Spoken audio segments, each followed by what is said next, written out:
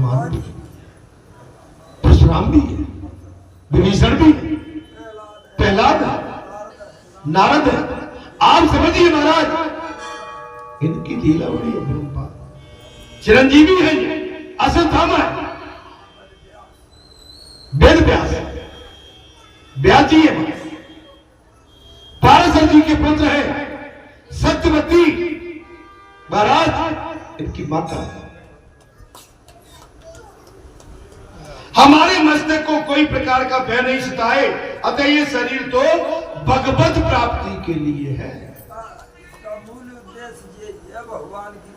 हम डर से डरते हैं, वो उसने ऐसा कर दिया, जबरदस्ती दूसरे को भयभीत करते, परिवार को भयभीत करते हैं, समाज को भयभीत करते हैं, अपनों को रुलाते हैं। अपनी छोटी सी गलती, छोटी सी नादानी से हम अपने परिवार में कलह पैदा कर दें। कलेश, गलती अपनी, और रुलाया तुमने पूरा परिवार, पूरा समाज, पूरा क्षेत्र। इसमें क्षेत्र की, समाज की क्या गलती?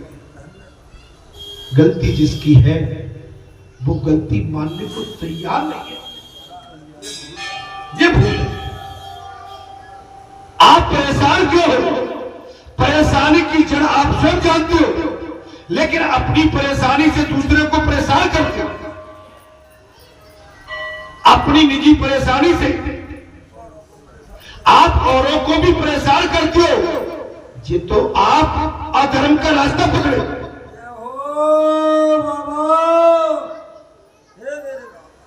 अपने माता पिता को, अपनी बहन बेटी को, अपनों को अपनी परेशानी के उसमें पड़ के आप उनको भी रुला रहे हो, सता रहे हो। ये पातक लगता है, समझ लो मेरी बात। ये ऐसे ही नहीं है, ये व्यासपीठ पर बैठना आसान नहीं है, ये देव पूजा करना आसान नहीं है, ये भक्ति का मार्ग आसान नहीं है, सत्य के मार्ग पर चलना आसान नहीं है, संयम बरतना आसान नहीं है, संयम में रहना आसान नहीं है। इसके लिए नित्य रोना पड़ता है, नित्य क्रिया करना पड़ता है। इस सनातन के सामने नित्य सरेंडर होना पड़ता है। सच्चे दरबार, सरेंडर, हैंड अप आसान नहीं है। हमको कोई थोड़ी सी शक्ति आ गई और उस शक्ति के उपकाबे में हम इनको भी सताने लगे, तो वो शक्ति तुम्हारे पास कभी नहीं हो जाएगा। शक्ति कल्याण के लिए होती है, शक्ति संसार राष्ट्र के कल्याण के लिए होती है। ब्रह्म अस्त्र जन कल्याण के लिए चलाया जाता है, ब्रह्म अस्त्र अपने स्वार्थ के लिए नहीं चलाया। और जिसने ब्रह्म अस्त्र का अपने स्वार्थ के लिए महाराज चलाने का प्रयास किया है, आज वही अश्वत्थामा जिसने 5 पांडवों के 5 पुत्रों का वध करने के बाद में महाराज उत्तरा के गर्भ में उस समय महाराज प्रहार कर दिया था ब्रह्मास्त्र। परीक्षित थे, उनकी कथा चल रही है। लेकिन आज भी अश्वत्थामा की, ये द्रोण के पुत्र थे, वो द्रोणाचार्य के पुत्र थे।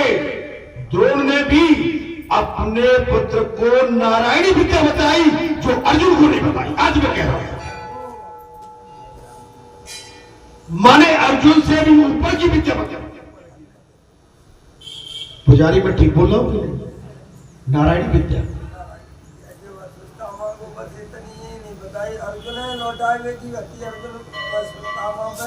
ब्रह्मास्त्र लौटाने की विद्या नहीं, अर्जुन लौटा लिया। अर्जुन ने, अश्वत्थामा ने चला तो दिया, वापस नहीं ले पाया। आप समझ लो महाराज, जो आप जानते नहीं उस प्रपंच में मत पड़ो। जो आपको कोई ज्ञान ही नहीं, आप अग्नि में हाथ डालोगे जल जाओ। अग्नि सत्संग में निंदा होती है, भले दोनों के पुत्र है पर सत्संग में निंदा होती है, होती है, होती है। मणि निकाल दी, आज भी उसके इस कुंड से खून बहता रहता है, चैन नहीं है। आज भी मध्य प्रदेश के सीहोर जिले में जंगल में जाके महाराज वो पूजा करने आते हैं। महादेव जी का मंदिर है, वहां देखा है लोग, उत्तराखंड में देखा, आपको अमरकंटक में देखा। आज विचरण कर रहे हनुमान बाबा साक्षात विचरण करते हैं, विभीषण विचरण करते हैं, वेद व्यास विचरण करते हैं, जे प्रहलाद विचरण कर रहे हैं, घूम रहे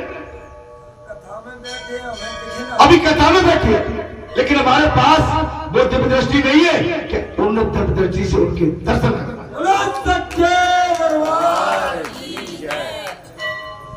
हमारे मस्तक पर ये सब लिखा हुआ, रोगग्रस्त बनकर मृत्युवश हो जाए, रोगग्रस्त में आ जाओ, रोग खेल ले तो मृत्यु के समान। आपको यदि रोग ने घेर लिया तो आपकी मृत्यु के समान मान। आप बैठ नहीं पाते, चैन से कथा नहीं सुन पाते, चैन से भजन नहीं कर पाते, रात्रि में सो नहीं पाते, समय पे आ नहीं पाते, समय पर खा नहीं पाते हो, समय पर चल नहीं पाते हो, आप अपनी बात समय पर कह नहीं पाते हो, मिलना जुलना नहीं होता है। आपके यहां कोई बात आ जाए आप दौड़ नहीं लगा सकते, क्योंकि आप रोगग्रस्त हैं, रोग लगे। आप उसको मृत्यु के समान समझिए। ये प्रहलाद जी कह रहे 5 वर्ष की आयु के प्रहलाद अपने मित्र मंडल के सत्संग में ये वार्तालाप कर रहे। महाराज कहां पर वार्तालाप कर रहे? मित्र मंडल के। उसके पहले ही आत्म कल्याण करने का प्रयत्न बुद्धिमानों को करना चाहिए। उससे पहले रोग नहीं घेरता, बुढ़ापा नहीं आए, उससे पहले भगवान की भक्ति में डूबे। वैसे तो मनुष्य दुखी दुख नहीं मांगता। प्रहलाद जी ने कह दिया, हे मित्रों, वैसे तो संसार का कोई भी मनुष्य दुख नहीं मांगता है, फिर भी वो अचानक आप हाथ रखता है तो आज संसार में कोई दुख चाहता है क्या? अब जब लड़का धर्मेंद्र बैठा हुआ है, मुझे मालूम है क्यों आया,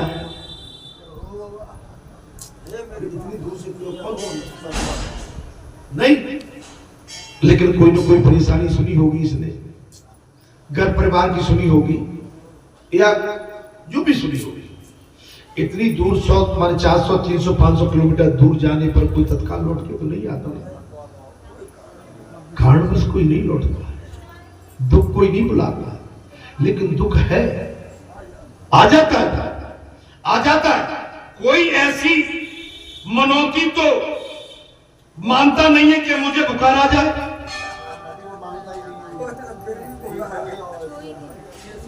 कोई चाहेगा किसी घर में बुखार आ जाए, कोई चाहेगा कि बीमारी आ जाए, तो भी सत्यनारायण की कथा कराऊंगा।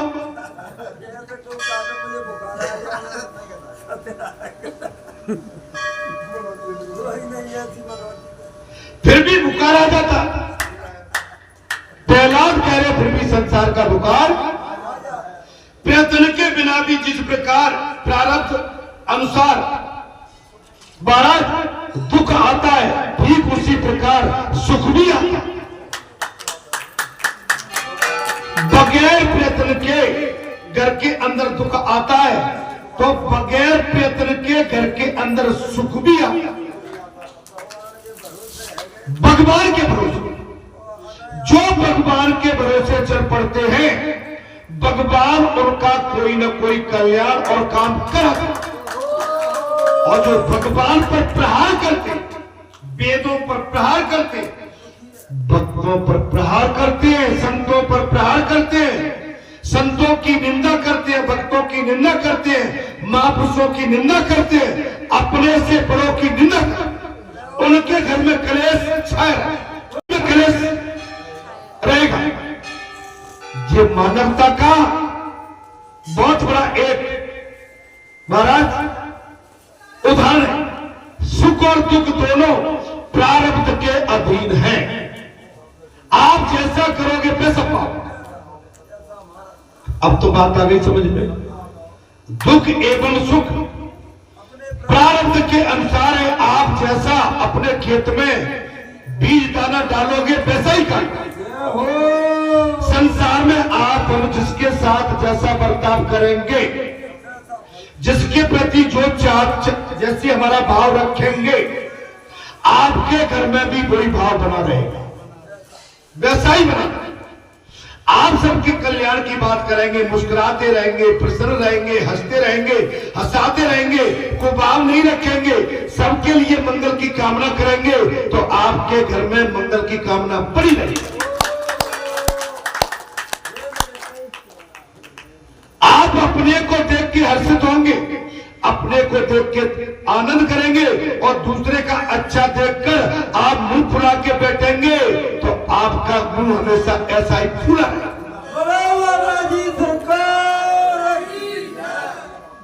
नहीं, इसमें कथा में सुख और दुख दोनों प्रारब्ध के अधीन है। आपका प्रारब्ध कैसा है? अजय पुजारी जी सही से मुझे नजर लग जाती है बहुत जल्दी। मैं शरीर से नहीं, मैं सुंदरता को नहीं कह रहा हूं, मैं सुंदर हूं भी नहीं, लेकिन मेरी बातों में मुझे नजर लग जाती है। मेरी बातों से मुझे नजर लग जाती है। मैं ऐसा शरीर से सुंदर नहीं हूं, लेकिन बातों से मुझे नजर, मैं कुछ भी कहता हूं और वो धच धर के रह जाता हूं। अब मैंने यहां से अच्छी बात यही कही कि भाई किसी के लिए आप हंसाते रहिए, सही सही बताना। मैं यहां मंदिर पे आया हूं, आपको भी बहुत लंबा टाइम हो गया, 25 साल, और आप भी मुझे 25 साल से देख रहे हैं। कभी मुझे जहां बैठे सुस्त देखा कि आपने आज,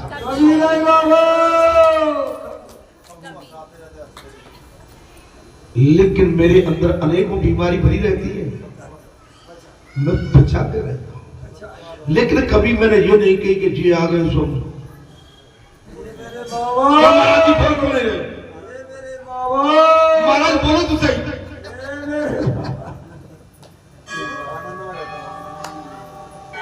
अरे यहाँ हम किसी को दुखी करने थोड़ी आए मेरे भाई, यहाँ तो तुमसे हंसने हंसाने आए। ऐसा मौका फिर कहां मिलेगा? ऐसा मौका फिर कहां मिलेगा?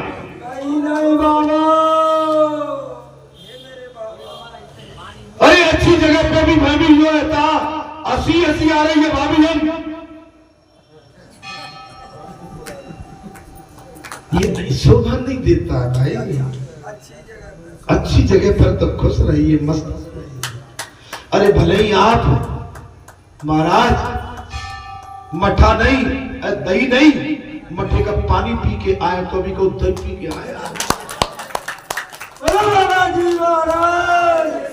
हमने अभी एक दिन कई दिन से चाचा से मैंने तो कहा करते दरिया खा ले, दरिया से क्या होता है, और दरिया खा ले तो बोलो तुम एक बार में वॉशरूम जाती हो गए साथ, अरे माल खाएगा काजू किससे बादाम दूध अब तुम बाहर जाओगे 20,000 की चेकिंग, 25,000 की चेकिंग, 10,000 की चेकिंग, 10,000 के काजू किस्में बुलाओ घर में रोज बस को कह रहे थे कि नहीं कह रहे? ऐसे कह रहे थे मस्को भैया। अरे भैया जब कमाइए का ले जाएंगे, पता नहीं जहाँ पे को राज करे वो कौन नचे को भैया डांस करे। आपको मौका मिला बढ़िया आनंद से, और मरने के बाद किसने जाना है कि क्या होना है? जो खेत खलियान में को डांस करे वो नाचे वो भैया। अभी जो मौका मिला है, जिसने समय का सही उपयोग नहीं किया वो जीवन में पछताता। महाराज खाने पीने में कोताही, जंत रहिए और संत रहिए।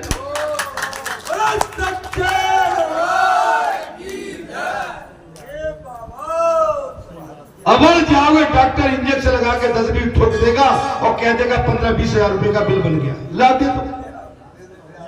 20,000 की बेवा खरीद के घर में रखते हो 5 डब्बन में, और रोज सवेरे 5 डब्बा अपने कब्जे में रखो, सवेरे ले गप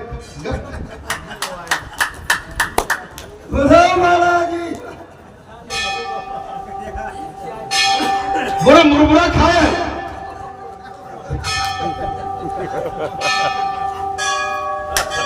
अब मुरमुरा क्या खाते,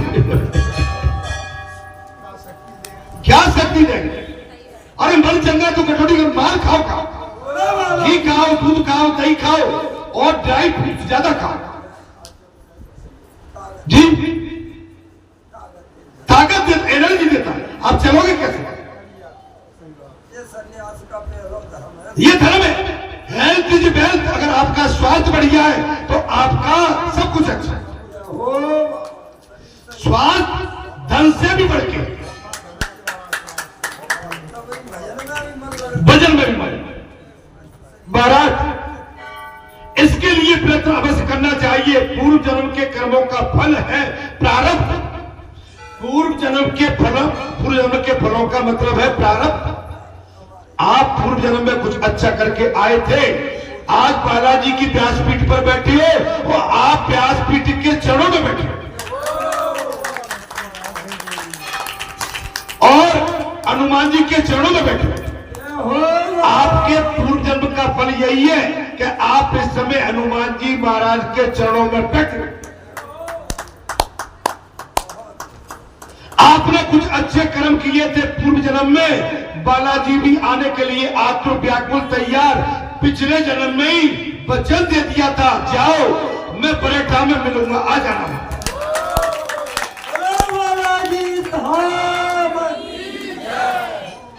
ये आपके पूर्व जन्म का प्रारब्ध है महाराज। और प्रहलाद जी कहते हैं दरिद्र संपन्न हो जाता है, दरिद्री समय का चमत्कार देखिए। गरीब अमीर बन जाता है और अमीर गरीब बन जाता है। नहीं आ रही समझ में? आपको जो 4 पैसे क्या मिले, खुद को खुदा समझ बैठे। ये 4 पैसे क्या मिले, खुद को खुदा समझ बैठे। भैया ये माया तो आती जाती है। उमा कहो मैं अनुभव अपना सत्य हर। ये पैसा, ये इसमें साफ कह दिए कथा में। प्रहलाद जी कह रहे 5 वर्ष की आयु का बच्चा अपने मित्र मंडली में कह रहा है दरिद्र संपन्न हो जाता है मित्रों, और संपन्न दरिद्र हो जाता है। प्रारब्ध अनुसार जो मिलने जा रहा है उसके लिए प्रयत्न अवश्य करना चाहिए। आपको हमको मौका मिला है कि अगले जन्म के लिए प्रयत्न करो। अब लड़ो मत, ईर्ष्या मत करो, किसी को रुलाओ मत, किसी को दुखी मत करो, किसी को सताओ मत, नहीं तो अगले जन्म में फिर रोना पड़ेगा। जिनको आज हम रुला रहे हैं, ये मेरे बाबा, अगले जन्म में वही हमको रुलाएंगे। अगले जन्म में वही हमको, यही गुरु प्रारब्ध, वही हमको रुलाएंगे। मैं एक बात कह रहा हूं, अगर गाय को पीटोगे अगले जन्म में तुम गाय बनोगे और वो मनुष्य बनेगा और मनुष्य बन के तुमको पीटेगा। अपनी हकीकत को पहचानो। मैं फिर कह रहा हूं, ज्यादा किसी को सताओगे, ज्यादा बड़े बनोगे। अरे ईश्वर तो ईश्वर होता है, मनुष्य कभी ईश्वर हो ही नहीं सकता। अरे जिस पेड़ के नीचे बैठ के अपना दुख, अपनी हरारत, अपना सब आनंद प्राप्त करते हैं, उसी पेड़ के नीचे बैठ के उसकी जड़ में पानी डालो, पानी, उसकी जड़ में जहर मत डालो।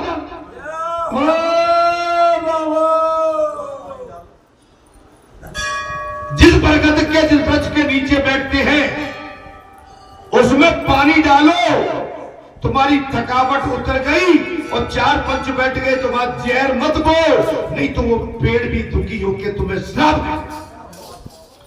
जिस पेड़ ने तुमको आशीर्वाद दिया, तुम्हारी थकान मिटाई, जिस कुएं ने तुम्हारी प्यास बुझाई और आपने उनके साथ दृढ़ता की, तो अगले जन्म में तुम्हें दर्दी बनना को भाव लाए कोई भाव मत लाओ। आप उसी को काटोगे, उसी पर प्रहार करोगे। जिस माता पिता ने तुम्हें जन्म दिया, जिस माता पिता ने तुम्हें योग बनाया, तुम्हें पाला पोसा बड़ा किया, आज उसी माता पिता पर प्रहार करोगे, मर जाओगे। बालाजी धाम से तुम्हारी पहचान बनी। बालाजी धाम के तुम आज्ञाकारी अनुयायी सेवादार जो भी कहलाते हो, उस बालाजी धाम की गरिमा आके बैठती हो। जिस पेड़ के नीचे बैठती हो उसमें पानी डालो, वहां थूक पुड़िया गांजा भांग शराब की थूक मत डालो, वहां पर पानी डालो। मैंने इसमें क्या कहती, जिन बड़ों ने तुम्हें समझा, पाला पोसा, योग बनाया, आज उन्हीं बड़ों पर आप जिस तरह का प्रहार कर बैठते हो, उनको दुखी करते हो। ये बहुत बड़ी तुम नादानी कर बैठते हो। तुमने आज अपने माता पिता भाई बंदी सगे संबंधियों को सताया है। अगले जन्म के लिए तुम तैयार हो। क्रिया की प्रतिक्रिया आती है।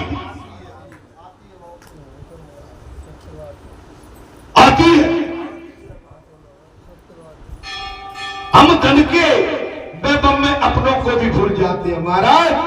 अरे ये लक्ष्मी तो हाथ का मैल है। आज इस घर की चमक, कल उस घर की चमक, ये तो आनी जानी अपने संस्कार पकड़ के। पहला जी ने कहा, जब मेरे पिताजी मंदराचल पर्वत पर तप करने के लिए गए थे, तब इंद्र आदि देवों ने दानवों पर आक्रमण कर दिया। इंद्र मेरी माता को बंदनी बनाकर लेकर जा रहा कि मार्ग में नारद जी मिल गए। जो कथा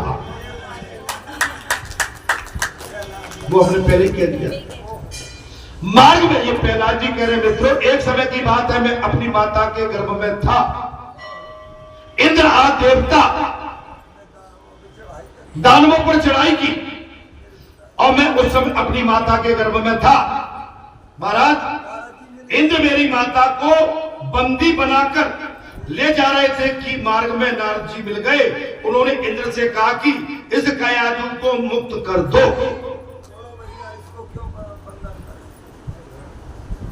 नारद जी ने कहा, बोले हे इंद्र, इस कयादू महारानी को मुक्त करो, क्योंकि उसके गर्भ में प्रभु का परम भक्त समाया हुआ है।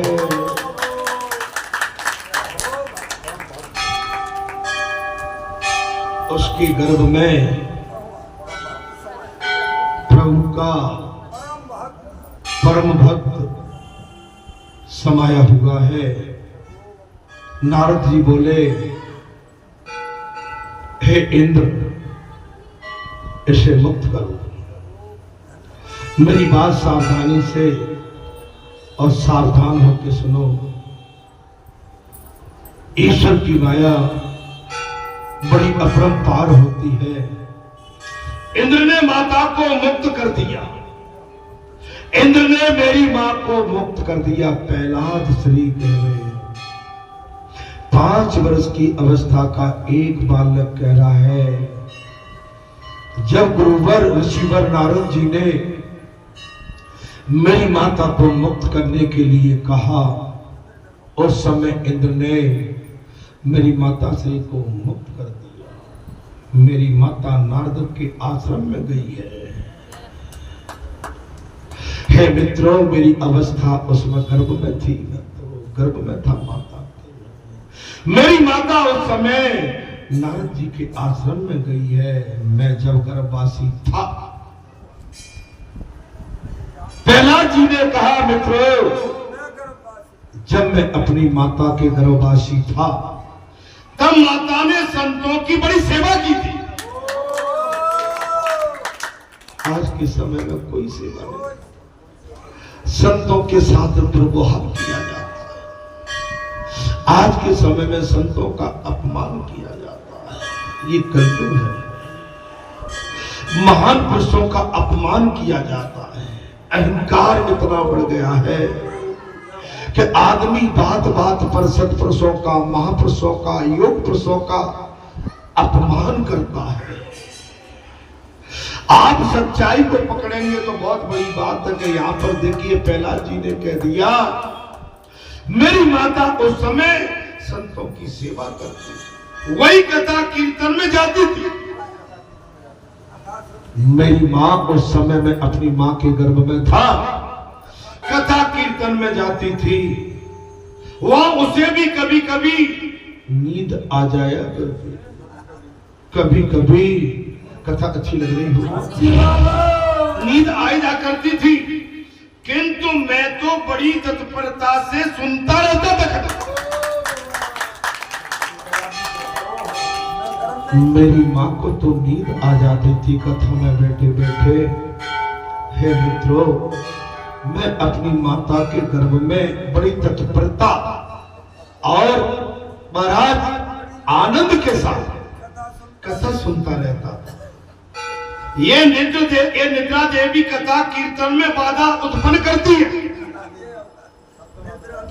पहला जी ने कह दिया, मित्रों एक बात मानना, जब कथा कीर्तन भगवान का भजन चल रहा होता है, वहां नींद आ जाती है, निद्रा देवी आ जाती। कुंभकर्ण की पत्नी निद्रा देवी ने विधवा होने पर रामचंद्र जी के पास आकर पूछा, अब मैं कहां जाऊं? मेरे बाबा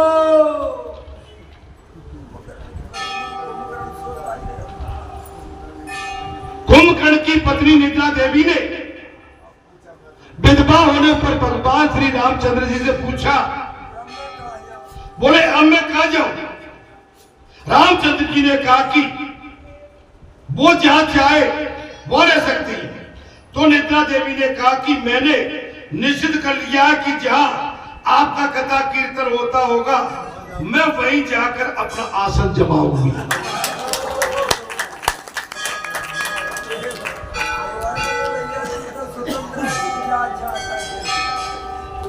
निद्रा कौन है?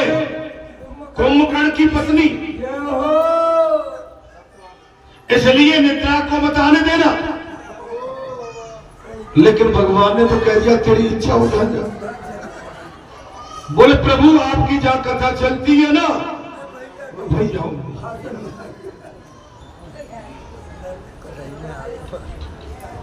पंच प्राण को कान में रखकर कथा सुनिए। पंच प्राण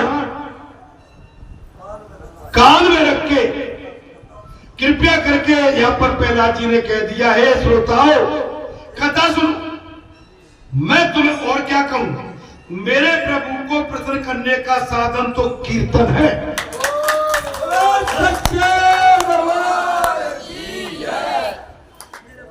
हे श्रोताओ, मैं आपसे और क्या कहूं, मेरे प्रभु को प्रसन्न करने का एकमात्र साधन मात्र कीर्तन है। एक बार मीराबाई अन्य भक्तों के साथ कीर्तन करने कर रही थी। कई लोगों का ताल ठीक न था।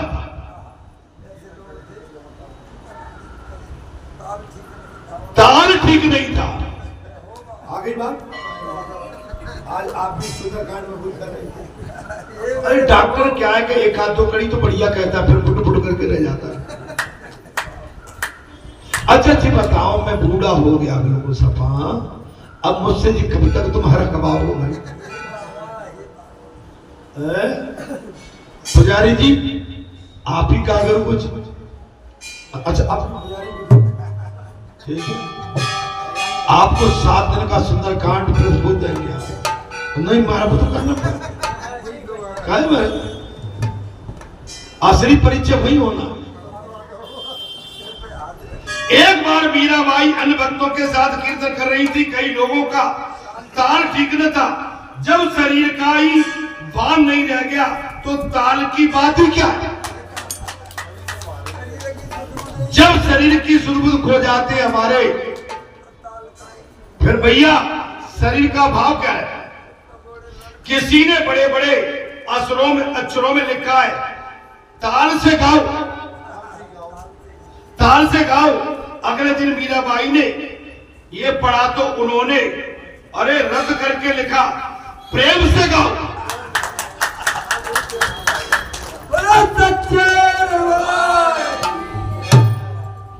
बोले प्रेम से गाओ, प्रेम से गाओ। किसी ने कहा उस समय ठीक ढोलक बजाओ, अब पुजारी ने कहा कि प्रेम से बजाओ। प्रेम से गाओ।